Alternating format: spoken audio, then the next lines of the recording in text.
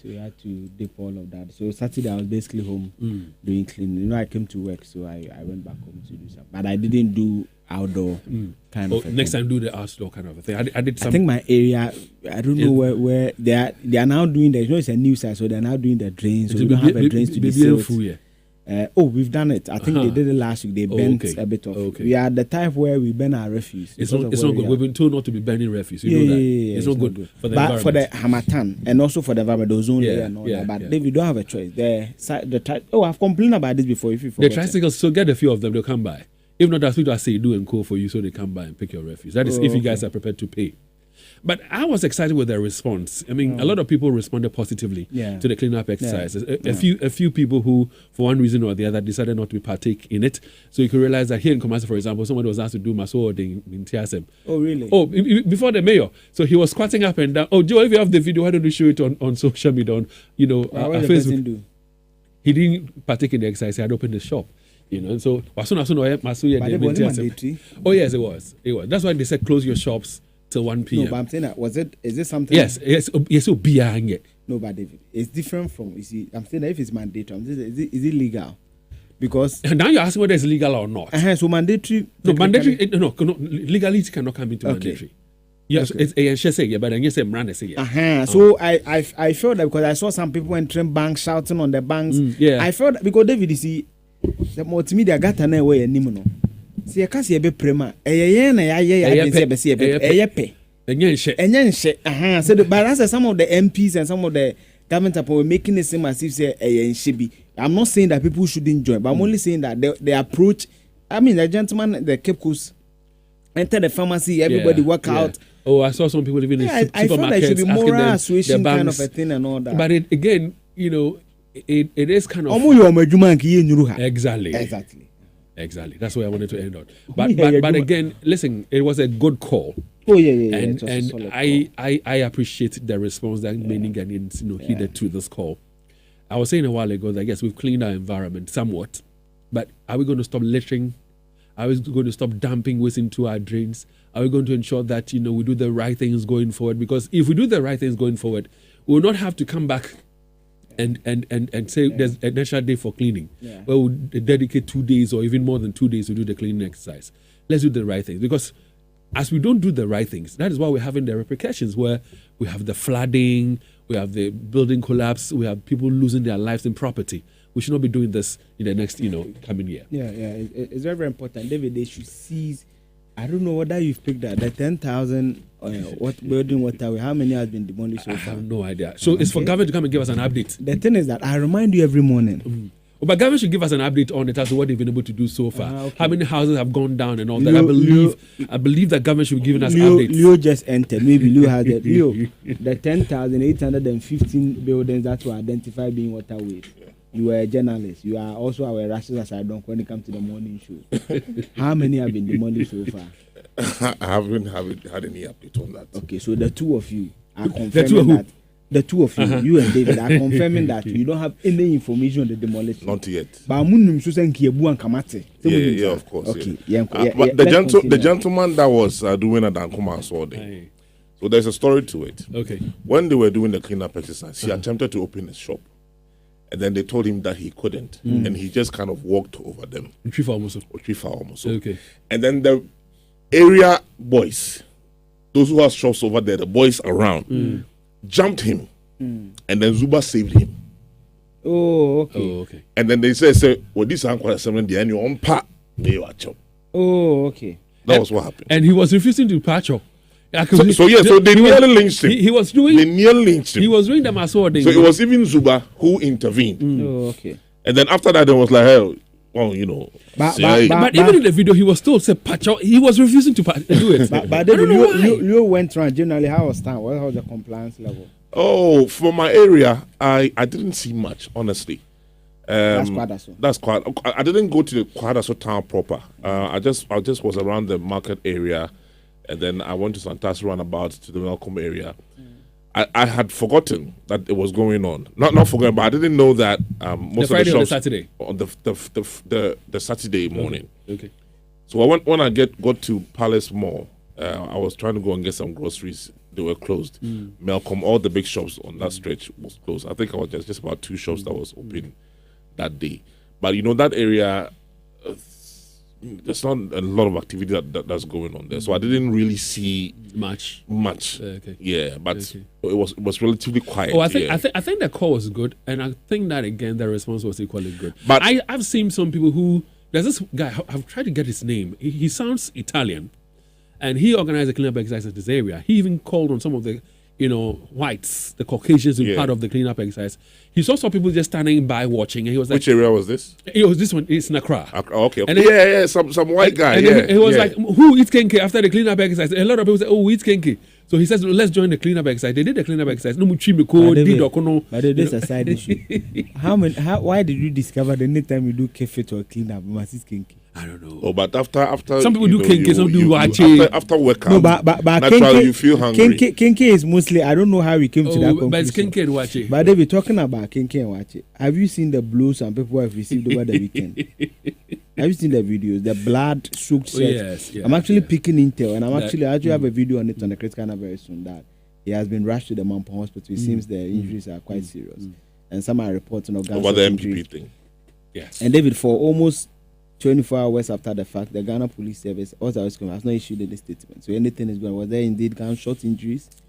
And of course, I've seen some shirts soaked with blood and everything. But why was it happening at multiple places? So if you like join that? us on our Facebook page right now, you get to see what we're talking about right now. So, David, there's actually a statement. And so when I say join us on our socials, I'm talking about Facebook on Love 99.5. I'm talking about YouTube, where we are live also on right now on Love 99.5 FM. Yeah. So, David, there's actually a statement from Justin Kudaf. So let me give you the background. For Bantama, for example, if you follow the local politics, it's been simmering, where there's a tension between the constituency chairman and the MP. Some are of the view that the first vice chairman insisted that he won't contest him, the chairman. Then they decided to contest, and there's some tension between them, and also the name on the album. Then my favorite constituency, I always complain when they come to these things. Agogo, Konongo. There were issues there, Asante Achem Central, and many other places. So before the election, actually I was in church when my team sent me all this information. The MPP issued a statement and cited 2 constituencies where elections shouldn't happen for purposes of fact. Let me just read for you. And Joe, I'm sorry I didn't give it to you earlier. I'm just posted it on the page. The MPP said that this constituency, Fijaseche East, where Okateche was and his team were arrested, I have my information that they were beaten and detained, and he's still in custody. And Asante Achem Central. Now let me read for you. It says that I write to communicate the decision of the National Steering Committee of the party taken at its meeting held on Monday, 6 July 2026, regarding the conduct of constituency executive election in the Fijaseche East and Asante Achem Central constituencies of the Ashanti region. Then the steering committee was duly informed, listen to the tone of the message, was duly informed that the party had been served with orders of interim injunction and subsequent motion on notice issued by a court of competent jurisdiction restraining the party from proceeding of the conduct and supervision of the constituency executive election in the Fijaseche East and Asante Achem Central constituencies pending the determination of the respective application or until otherwise ordered by the respective court. Now this is where David is interesting. As a law-abiding political party that upholds the rule of law, the party is bound to comply with the terms of the said court orders whilst taking the necessary legal steps through its lawyers to challenge the orders and seek to have them set aside. Accordingly, the National Steering Committee hereby directs with immediate effect all activities related to the conduct of the Constituency Executive Committee elections in the Fijaseche East and Asante Achem Central constituencies to be suspended until further notice in compliance with the orders of the respective court. So the question is, why were there ballot box and election happening? Because Okateche's team is also saying they were going there to present this reliefs to the police commander, and what happened. But I always say that Newton third law, to every action, there's an opposite and equal reaction. So first of all, we need to analyze the action. Why was the election going on? Kodua has just issued a statement. And David, let me read for you the statement from the CEO of the MPP. If I say CEO, the General Secretary of the party. Now, it says that Out of the 276 constituencies, elections were successfully and peacefully conducted in 245 constituencies, representing an approximately 88.7% success rate. The remaining constituencies are as follows. 23 constituencies had the elections put on hold due to various disputes. 4 constituencies could not hold the election because of last-minute changes. Ningo Prampram, Achimam Punia, Obuasi West, and Trobo. The Obuasi West to Honorable Kwesi, David, the gentleman, the former deputy minister. Kwatin is challenging certain processes, so that's why. The National Steering Committee will review the elections in the following constituencies: Efija Seche East, Adansia Sokwa, Bantama, and Asante Achim. So when it comes to the elections where they review, all of them is Ashanti region. David, Efija Seche East, Adansia Sokwa, Bantama, and Asante Achim Center. And I'm told that Bantama, when the injury and the beatings happened on yesterday, the election happened. Number 2 constituency chairman, Fifi, they've approved him. So this is coming from Justin Kodua Frimpong, and they are saying that they review the elections in Seche East. Yeah. Does that election hold? But if it doesn't hold, there's a court order. Exactly. So who? Yeah. But I read for you the party say that they've been duly informed if that there's an injunction. So why do you go? Why would you go ahead with these elections? I don't know. Did they communicate same to the organizers of? Does the EC partake in this election? Yes. So if the EC partook in this election, were they also informed about the injunction? But they or they didn't know? Some of the things we do know. What chance be someone who say, how do we reason? How do we do some of the things that we do? Because even if it how does an election go on in 200 and No. The injunction is for 2 constituencies. Efija Seche East and Asante Achim Central. Then where Okateche was beaten is Efija Seche East. So on Friday, Okateche Frifa stormed the constituency, went to Oshane FM and said that he will not sit down for them to do the election because there's an injunction on it. Then on the Saturday, he was also in town doing patrols and everything. Then on Sunday was when the election was happening. So I was in church around 9 a.m. That was when I picked intel that he has been beaten. Now what happened according to his team, I've spoken to some members of his team, is that he was allegedly bringing the release from the court to the police commander. He was on grounds and his team were arrested. But the question David is bringing in is that the party steering committee issued a circular to the party that 2 constituencies, Yentuaba, Efija Seche East and Konongo. But what would have made the police beat them because he was presenting, or it wasn't the police that beat them? Oh, but the video is on Facebook, so you can see whether he was beaten or not. For that one, it's not for me to say. The video is clear enough that he was touched. For me, one thing I would always say is this: if there's Leo indulge me, thank you. If there's a court injunction on any matter, what I think people should do going forward, whether we trust the system or not, let's test it. Go to the police and tell them that, listen, so activity is ongoing, and I know that there's a court injunction. This is, let's say, a copy of the injunction. Go and stop the process. David, let me pause here. David, you see, let's take it systematically. David, I think that the statement of the NPP settles it. It's clear. I'm coming. It says that the National Steering Committee was duly, that's the words of the NPP. Joe, bring it back so that people will not think, duly informed. David, that's the thing. Now, the party says that they were informed of this and that the meeting was held on the 6th. Name not dated, 11th, right? So 5 clear days. And David, 12. Exactly. I also know that, David, the constituencies always have the council of elders. They have the patrons. It's a penibia person much said they didn't know this circular. And that one cries. It's aside what I was saying. What I was trying to drive at was this: if there's an injunction, whatever transpires is null and void. Oh yeah, that one there is basic. So say a mere, just like that was a matter. If there's an injunction on any activity, I'll use the law. And I'm saying Article 3:4. When some people are doing actions that you believe are contravening the provisions of the Constitution, the Constitution gives you the right to act. But you can act and then you get beaten, you get shot at. Somebody you are sacrificing the integrity of our country. I will not want to do that for anything. You are Fiero. It's not about being Fiero. Right. So my question, comes back. What was the exact action that warranted the reaction of the police? So the exact action was that per his team. That's why I'm saying that the police are saying issue. So all that you are saying is per his team. When I spoke to them, because I wanted to cover the story on my YouTube channel, they told me that he was presenting that interim injunction copy from the court to the police commander. Then when he got close to where the election was happening, allegedly at Wamuase, that was when he was accosted. Some of his team members beaten. There were gunshots.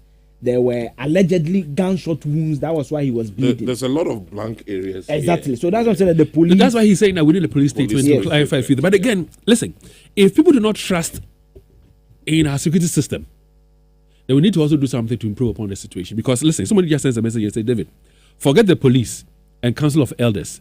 There was an injunction on same if you just such a East constituency elections 4 years ago. Yeah, 4 years ago. And they went ahead to conduct the election and the party allowed it to pass. Yeah. So if the party would allow it to pass 4 years ago, if security would allow this to go on 4 years ago, then people would have to take matters into their own hands to disrupt the process. Hence his exactly. So the party leader should sit up. So the party leader should sit up and do the needful and the right thing. The police should also sit up and do the right thing. So David, if you give me national security protection today, I would have given you some extra information on the 4 years what happened. So the MP, the sitting MP is Mavis in Kansa Bodu. I'll not go further. Oh, okay. He's been a deputy minister for foreign affairs, a deputy minister for it. I now understand. I'm saying that the lady is the MP, the deputy minister. Yeah, that's the information I'm giving. If you people can give me security protection, yeah, I'll give you certain information that I'm picking up. But David, in all fairness, I think that it brings into question something I've always said about the police. And David, I even struggle with that on my YouTube channel. David, have you noticed that anytime something happens to somebody, oh, in an ording, it's the Abronya, the Nasha Black Mariam, people don't think that it may not be Abronya the next day, it may be you, Leo Stanley. David, even if, because I've also listened to Metro Men who said that Okateche brought them from Kenya and said there are 50 of them. I have information, some of them I want to police to confirm. But David, even if Okateche was wrong, David, you will bring back the one he was in. Why, David? How does this happen? When you were saying, you said for me, I'm a coward. So no, I am brave, no. And I feel also I am. I feel I am. Yeah. No, for me, I think that it's about time we use our heads in most of the things we do. And for the security and for party leadership, what you do will make your party, make it popular or make it unpopular. It's up to you.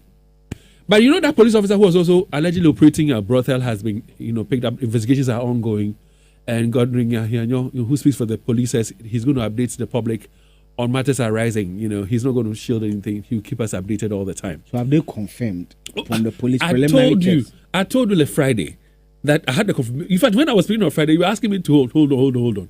Till Ben came through to tell you what happened. I showed you a picture of the police officer engaging. I don't know that's our business idea. No? I like to speak to that officer.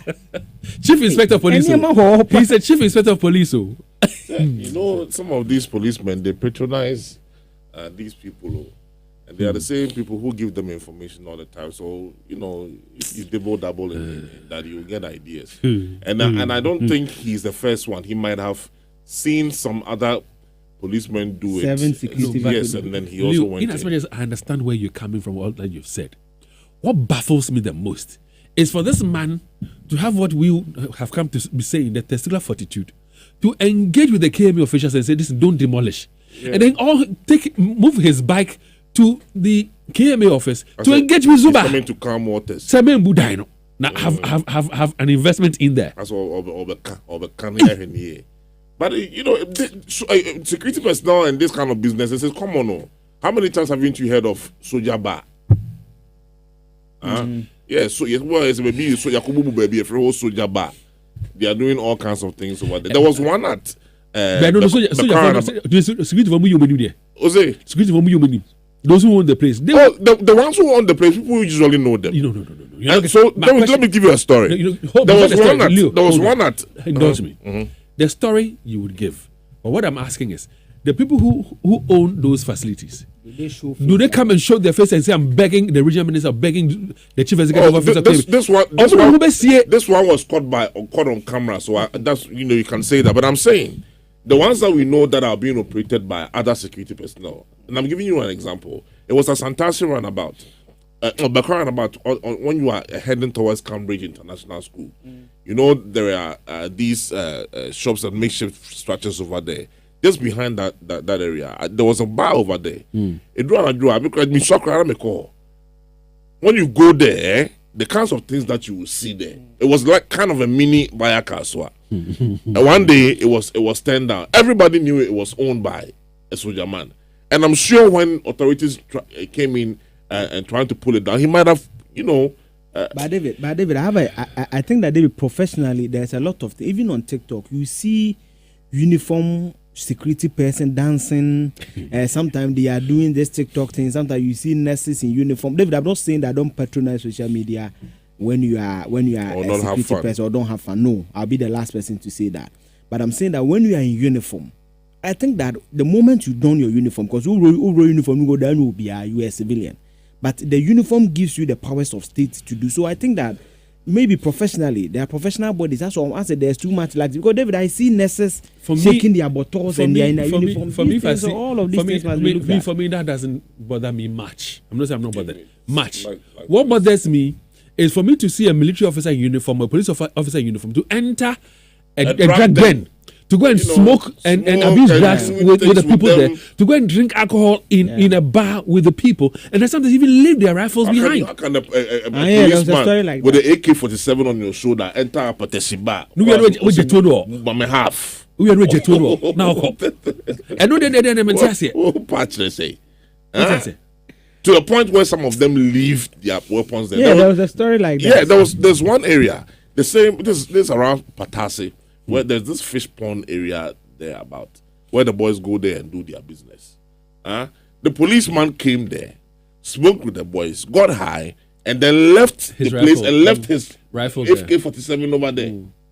That should just lead to your dismissal. Hey, David, bad things are happening in this country.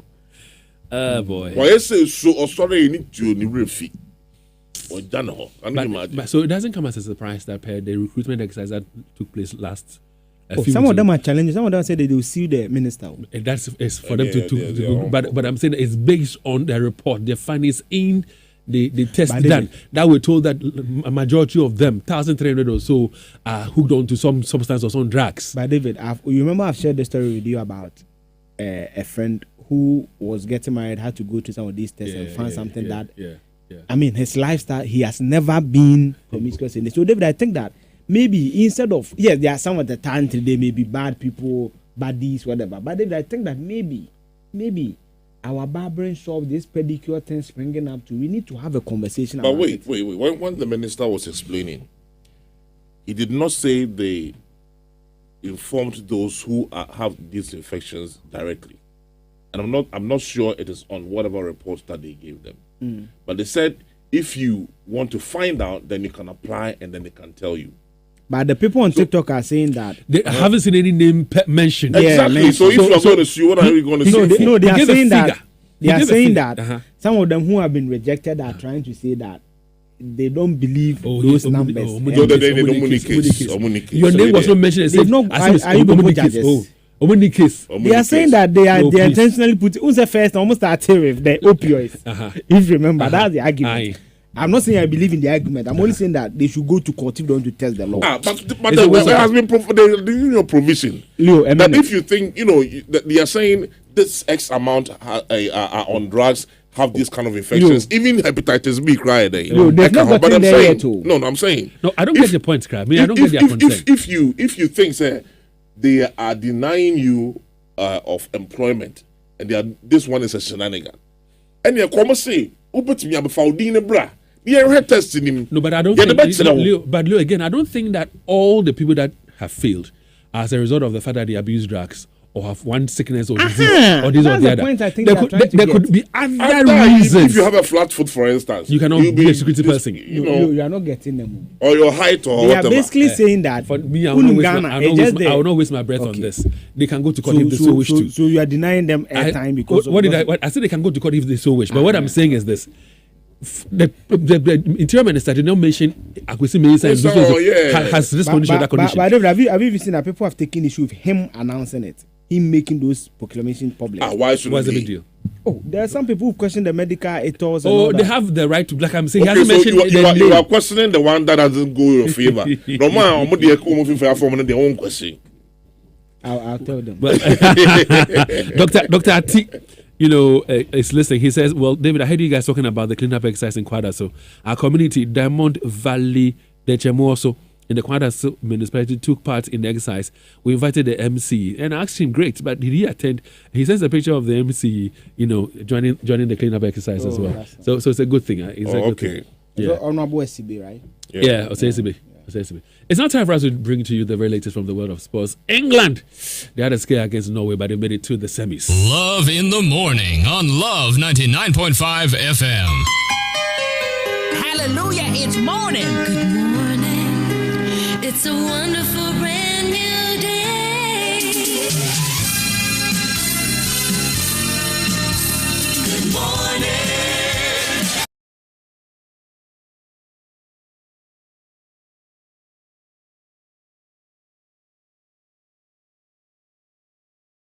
As we bring to you the Love Sports Center. You ready?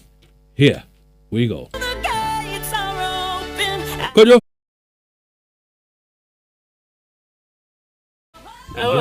Come, sir. Yeah, I love the thing you're wearing, man. Thank you. Yeah, let me do your way. So Brown, February Wednesday. Davido. Bro, Norway, England. Yes. The Jude Bellingham show. Generally, yeah. Generally, how would you say the game was? For me, in terms of general play, the English team has not really been convincing, but they get a job done all the time. Against Norway and all the matches that they played, in fact, against the Black Stars of Ghana, they were not exceptionally good, right? But they do what matters in football. They win. Grand results. Yeah. And they are playing like champions because that's how champions play at tournaments like that. I remember when Portugal were winning the 2016 European Championship. They were not that good in terms of the general play. But they went all the way to the final. Quality. Exactly. Both on the field and on the bench, they have serious quality. David, the interesting thing is that the English team has scored 13 goals at the tournament. Only 2 players have scored 12 goals. Jude Bellingham and Harry Kane. So 6 goals for Harry Kane, 6 goals for Jude Bellingham. And for Jude, we are talking about a midfielder. He's not a striker. Yeah. He's a midfielder with the eye for goal, just like Frank Lampard used to do for Chelsea and England. I mean, he's a great player. And I think that, England is doing well largely because of these 2 players, Jude Bellingham and Harry Kane. Tell me, so we have the 4 teams for the semis. Yes. And another interesting thing too is that in terms of the FIFA rankings, the best 4 teams on the FIFA rankings qualify to the semi-finals of the competition. Oh, and I know that along the line there were some shenanigans that has helped some teams. That one you can't substantiate. It is as if for me. You just told the applicants that they can't substantiate their claim. But their names were not mentioned. But me, I am saying that based on what I have seen. Oh, what have you seen? Oh, for example, Egypt. Mistakes are part of football. Egypt and Argentina. Mistakes are normal. They are part of football. Oh, it's an orchestrated thing. But all the same, the 4 teams. Who do you think? Yeah, you've turned into the Ashinrov. But the 4 teams. Well, we have Argentina, we have France, we have England. So let me be honest. Jude Bellingham is my favorite player in world football. Oh, okay. And because of him, I want England to qualify to the final. Okay. Over Argentina. Okay. But it's interesting because I'm also a Messi fan. And they will be playing Argentina on Wednesday. But I think you're going to see France versus England final. No, France-England final. Yeah. Oh, which was Argentina will not make it. Oh, yes. They will be beaten by the Argentina team is not good. If Messi doesn't click, they're always in trouble. I don't see how Argentina will qualify over England. Well, I don't know what your predictions... For Thomas Tuchel, he will not play anything. Kwasa, then Jude Bellingham. But I've told you, they've scored 13 goals at the tournament. 2 players have scored 12 goals. 12 goals, 6 exactly. Each. So I shared a video with you where Carlos Queiroz says he has not resigned. Yes. And now there are reports that he may extend his stay as Black Stars coach for the next 2 years, with a target of winning the 2027 Africa Cup of Nations. But that's what you wish for, right? With the prelim starts, in September. No, the qualifiers. The qualifier starts in September. So, that's what you wish for, right? So you want him to stay. Oh, so another question in my mind is, we gave him a 4-month contract, or we said take us to the World Cup. Yes, take us to the World Cup. So I think I didn't better Sakasa. Oh yeah, no, but according to reports, they are done. The ministry and the GFA have agreed. Have you cited a copy of the report? Oh no, but certainly you don't see the reports. You will certainly not. But have you heard anything like an extension of contract? Yes, I've heard it. You've heard it? Yes. From the FA? Yes, from sources within the corridors of the GFA. Like and of course, the sports ministry. Like who? They are considering.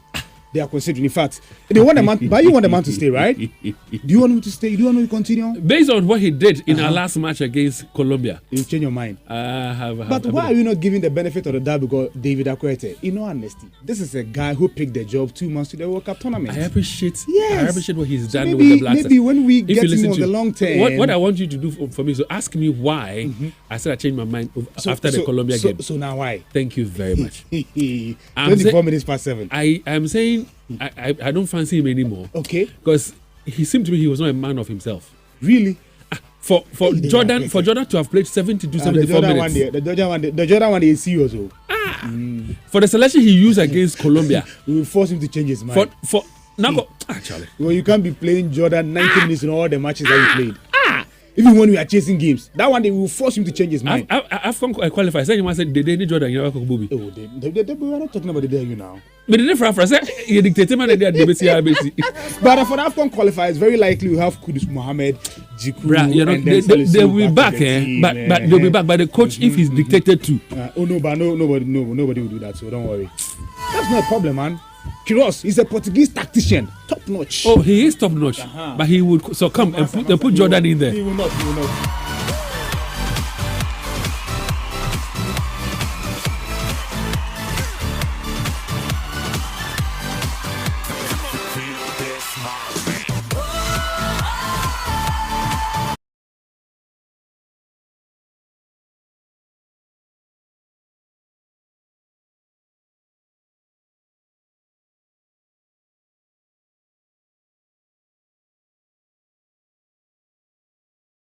Local media that the GFA and the Sports Ministry have agreed to let him continue as the next Black Stars or the coach of the Black Stars for the next 2 years. Details coming up. We've got some World Cup stories for you.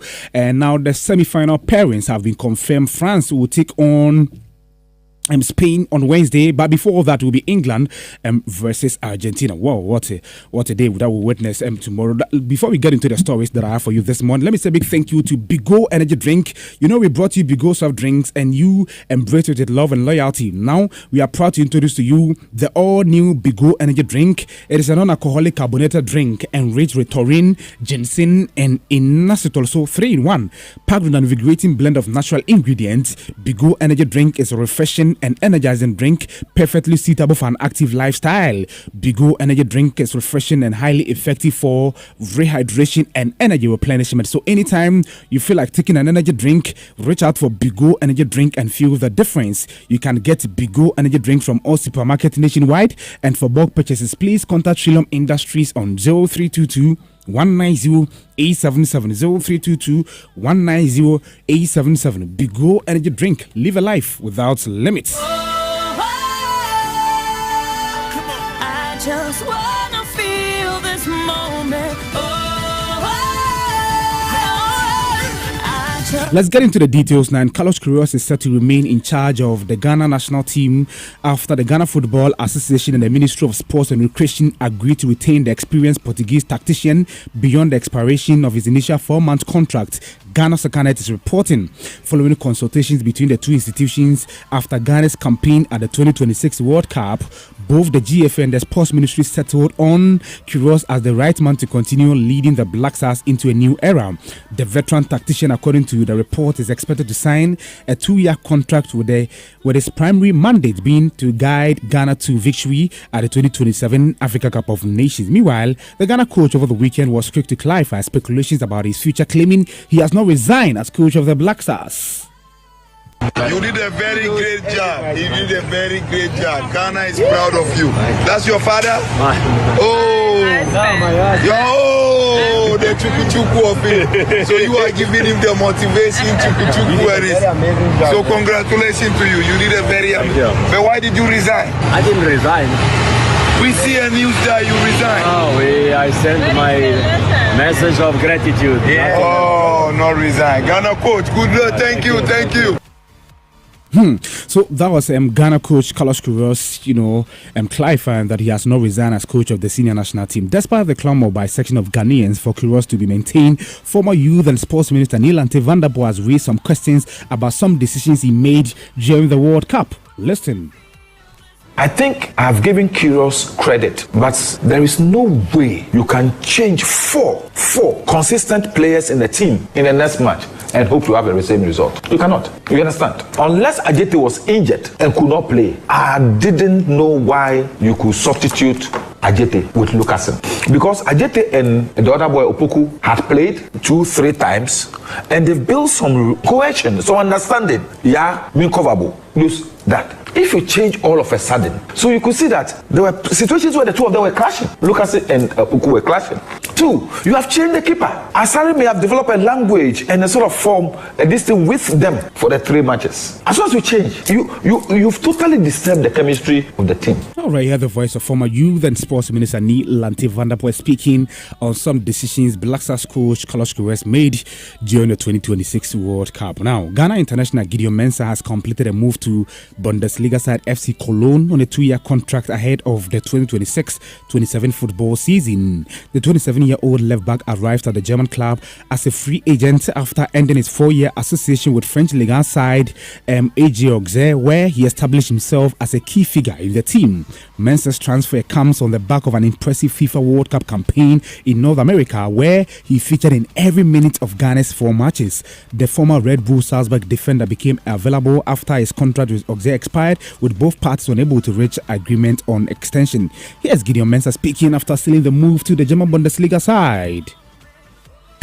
I've gone through, like you said, 26 games every season for the club, which shows that I was a very important player for the team, not because of my age or not because of where I come from or not because of who I am, but it's because I've shown that and I work for it. So I guess I'm going to continue to do that here also. I think the difference is not really too much. I mean, there's a bit of difference. I mean, you're coming to a league where you're not used to it. You've never played in. You come into a league where it has a lot of technical players as well as very physical players as well. So my preparation for this league and then for this team is that I get ready for whatever that comes. You know, I mean, I've played in a lot of leagues for now. I mean, I was in France for 4 years now, but then it shows that I'm ready and I can play anywhere. So I just, like I said, get into the team, playing with the boys, and then make sure that I'm ready for it. Ghana left-back Gideon Mensah speaking after sealing a move to German Bundesliga side FC Cologne. Now, over the weekend, the Senegalese Football Federation dismissed head coach Papa Thiaw and his entire technical team following the country's exit from the 2026 FIFA World Cup. The sweeping decision comes after the Lions of Terenga's disappointing run of 32 elimination, bringing Thiaw's tenure to an end after less than 2 years in charge of the West African Giants. Senegal entered the tournament as one of Africa's strongest contenders and progressed from the group stage with high expectations. However, their campaign ended in a dramatic fashion after they squandered a 2-goal advantage to lose by 3-2 after extra time to Belgium in the knockout stage. Now, former Asante Kotoko midfielder and Wafa SC deputy coach Jordan Opoku has joined newly promoted Ghana Premier League side Port City FC as their new assistant coach. The experienced tactician will serve as the right-hand man to head coach Christopher Enin, who was appointed earlier this month. Opoku, who previously served as deputy coach for Wafa in the Ghana Premier League, brings valuable experience to the newly promoted side. His playing career saw him feature for Asante Kotoko before transitioning into coaching elsewhere. Nations FC have officially unveiled Johnson Smith as the club's new head coach ahead of the 2026-27 football season. The experienced Ghanaian tactician returns to the Abrankesi-based club for a second spell, having previously served as an assistant coach. This time, he takes charge of the first team following the departure of Steven from Paul Manso. Smith assumes the role at a crucial period for the FA Cup holders, who will compete in the Division 1 league after their relegation from the Ghana Premier League last season, while also preparing for their maiden CAF Confederation Cup campaign. Let's do women's football now. Jessica, and she scores!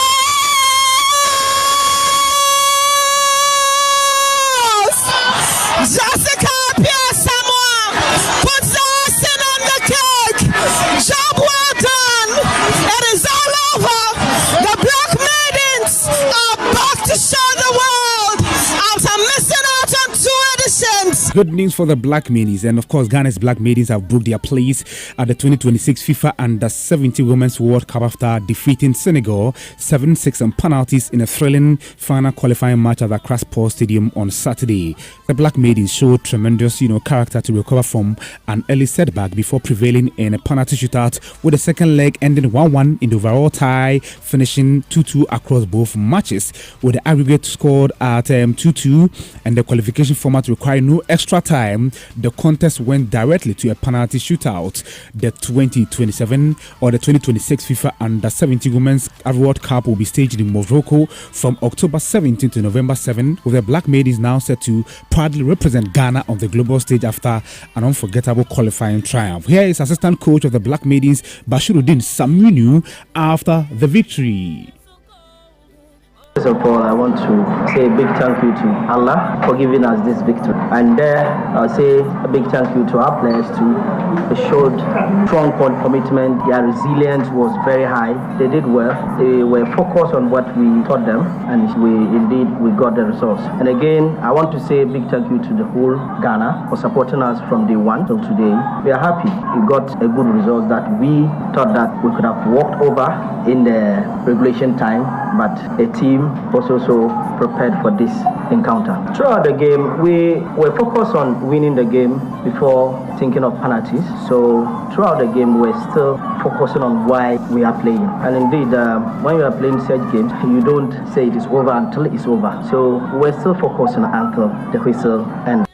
Assistant coach of the Black Maidens, Bashiruddin Sumani, speaking. Now, the Black Maidens have now been drawn in Group C of the 2026 FIFA Under-17 Women's World Cup, where they will face Canada, Brazil, and Norway. Away from the maidens to the queens, and the Black Queens have arrived in Morocco to begin their final phase of preparations for the 2026 CAF Women's Africa Cup of Nations. A total of 18 players have reported to camp as head coach Kimlas Bukegwin and his technical team commence preparations for their pending assignment. The remaining invited players are expected to join the squad in the coming days as camp reaches full strength. The team have been drawn in Group C, where they will face South Africa, Mali, and Tanzania in the group stage of the African Women's Cup of Nations. Now, let's talk about the World Cup. Argentina, England, Spain, and France are through to the semi-finals of the World Cup tournament. Kane still not back on his feet, and it's a goal for Norway! Andreas Schelderup powers it past Pickford. That was well done. Into Jude Bellingham. Bellingham with the equaliser. It's with Elliot Anderson. England knocking on the door again, almost on the stroke of half-time. It's Kane! It's 2-1 England! Bellingham's there once again on the follow-up. Morgan Rogers' shot, spilled by Neelan. A situation that Argentina do not want. Messi! Julian Alvarez! Wow! Argentina will face England in the semi-finals of the 2026 World Cup after a dramatic 3-1 victory over Switzerland in Switzerland, Kansas City over the weekend. This was after Jude Bellingham inspired England to a 2-1 win over Norway. Gary Neville hailed Jude Bellingham after the game.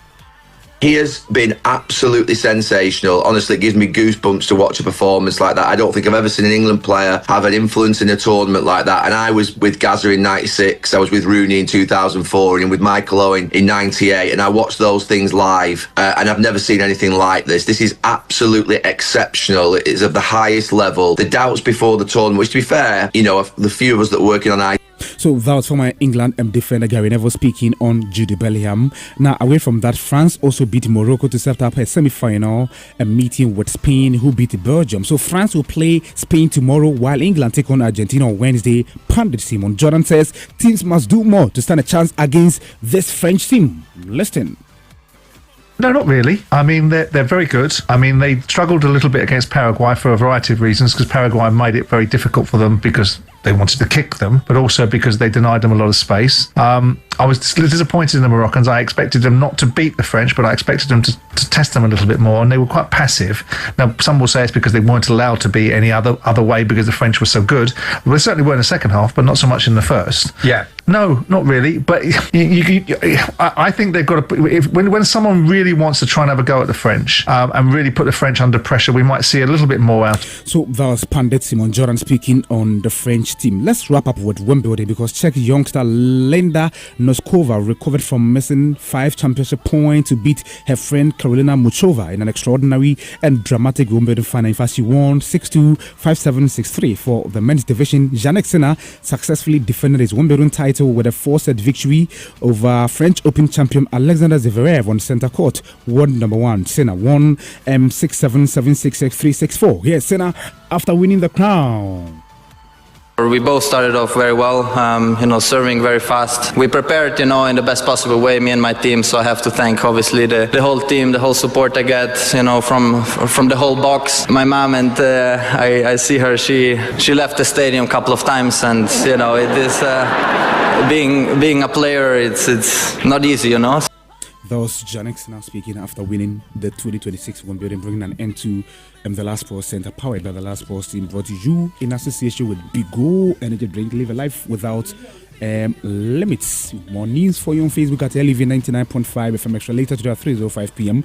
we are meeting on the Last Sports Blitz Extra to bring you everything 2026 World Cup. For now, Eugene Osei-Tutu, Leo Stanley, and David Akoete will continue with Love in the Morning after this. Hip, hip, hip. Thank you for my 62nd birthday. My wife and